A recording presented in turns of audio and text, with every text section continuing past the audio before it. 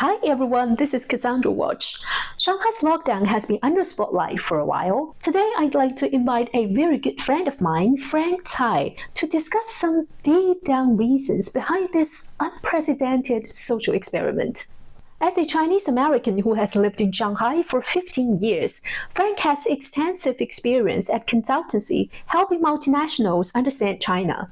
Also, he's the founder of China Crossroads, the biggest platform of public lectures in Shanghai.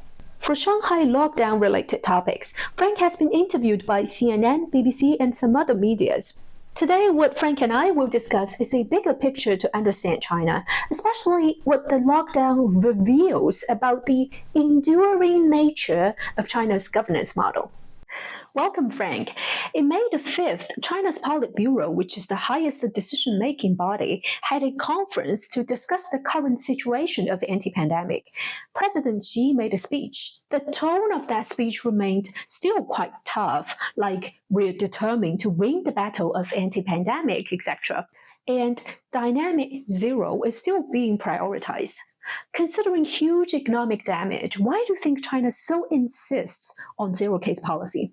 Well, I think the overall trend still is doubling down on zero COVID compared to our expectations a month or two ago. There's always a trade-off between economics and politics. In this case, politics certainly wins out. Now, we should all know that the party's been telling the people for 2 years that our system is better because it controls COVID better. And of course, the Chinese people have seen all the failures with COVID in the West. So the party has a lot of credibility tied up in maintaining its very good record of COVID. And that's the basic reason why it can't back down. And it elevates this to an ideological competition of systems, which makes it even more crucial for the party to win. Zero COVID is becoming an end in itself, a kind of shining ideal with worrying echoes of the socialist past in China. Back then it was a shining ideal of a socialist paradise. Now it's a perfectly clean, zero COVID health record for China. Both of these are, somewhat irrational when you make something an end in itself. Let's go back to economics just a bit. China is taking an economic hit, of course. We don't know what that hit is. It could be 2 or 3% off the 5.5% target. While economics is important, we have to put this in some kind of context, some perspective, right? So, Europe had a huge economic hit of 5 to 10%.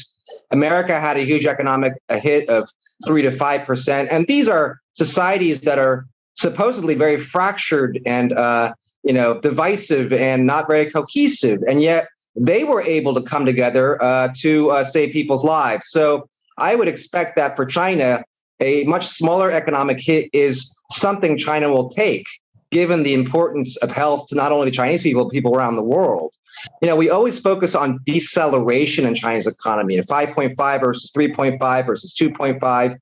But the fact that China's economy is still growing, I think, also makes a difference. That just means that there won't be mass unemployment. There will still be opportunities for people. So it's not just the headline deceleration that people always talk about, but also the absolute level of growth, which will remain positive in China unless we have huge rolling lockdowns across all of China. And I don't think it's going to happen. And again, I just said that, we're trading off economics and politics. In many ways, everything's politics in China because, the fundamental reason why we want the economic growth is so China can achieve its goals of modernization. Part of that also is proving that its system is more effective. And that's what the COVID policy is all about, too. Right. I think China is a pan-political society, meaning politics penetrates almost everything of daily life. Recently, we started to see some new civic consciousness, including volunteering in community and ordinary people's serious reflection upon policies, which was not very usual in China. Do you think this could lead to some further development of civil society? Very good question. So, we've talked about this before. It's very encouraging that people now know their neighbors and, with group buying and more trust and volunteering, especially in our compounds. But I would caution that this has very little political meaning up until this point. Number one, most obviously, it's limited to Shanghai. And, we do not have a China-wide experience of lockdown. We've had 15% of China in any kind of serious lockdown like Shanghai. And so this is not a nationwide experience. Shanghai is important, but it's only a small part of China ultimately. Another aspect, most obviously, is that the organizing is limited to our own compounds of a few hundred people. Organizing can only get serious when it gets large scale, at least the different compounds across Shanghai, and to have any national importance should be in many, many cities in China. Yet we don't have the same experience here in Shanghai as they had in Wuhan. And I doubt that people in Wuhan know what we're going through. And we didn't know really what was going on in Wuhan at the time. Any kind of bottom-up social change is made by effective organizations. It's not just I've now volunteered, or I now know my neighbors, and I now care about the greater good in my community. What we think as individuals, the change that we experience as individuals, is in many ways meaningless without organizational power. So, we can think whatever we want, but if there isn't a structure that allows us to act on our desires, then it has no effect politically or socially.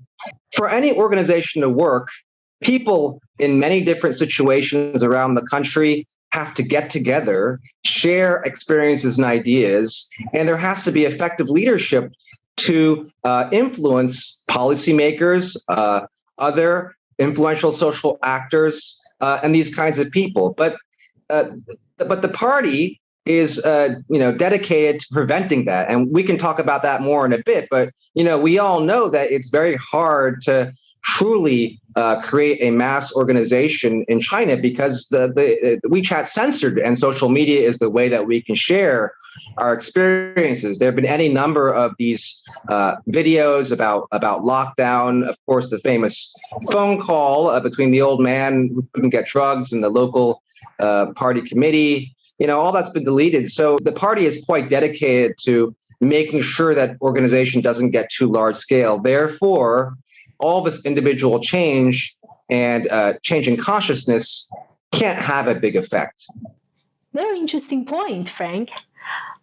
For my generation of Chinese, we grew up witnessing the incredible economic growth of China, starting from the reform and open up in 1978. I always feel very grateful and lucky about that. However, I can see that a very powerful centralized governance can flipside a lot of things overnight, including Shanghai's reputation of being internationalized and inclusive, at least compared to other China mainland cities. So, what do you think about such vulnerability behind prosperity? What is the deep down reason here? Well, the short answer is that perhaps you have lived in the illusion that number one, Shanghai is special, and number two, you live in special times. Let's not get fooled by all the economic dynamism. Of course, we have dynamic free markets and incredible market and personal life choice in China. No one would deny that. But the regime is continuous from 1949. President Xi emphasizes that, and he's correct. It happens that the China hawks abroad also emphasize that China hasn't really changed since 1949, and they are also correct. We ought to see China as a one-party Leninist state. I think, there's no perfect term for what this regime is. It's not, a regime that's easy to understand. But I think this is a good term because what that does is emphasize the organizational capacities of the Communist Party of China, ultimately an inheritance of Lenin, who created the system for the Soviet Union and which the Communist Party of China then copied and used. That doesn't mean necessarily China is Marxist in the orthodox sense. Of course, China has socialism with Chinese characteristics, but we may not want to say it's a Marxist or even a communist regime because people, have very different ideas of communism too. Now, I emphasize one-party Leninist state for another reason. It focuses on organizational capacity.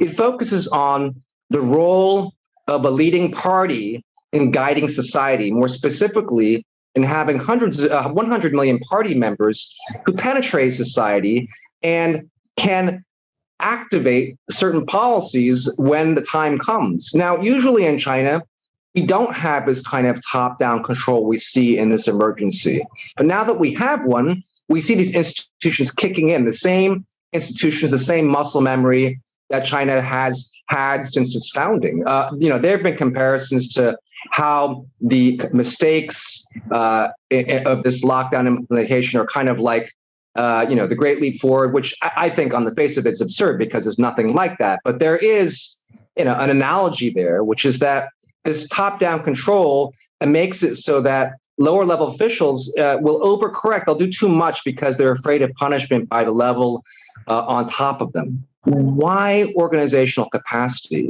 Because the party is supposed to get stuff done for the people. It's supposed to mobilize the people to accomplish what it considers national goals.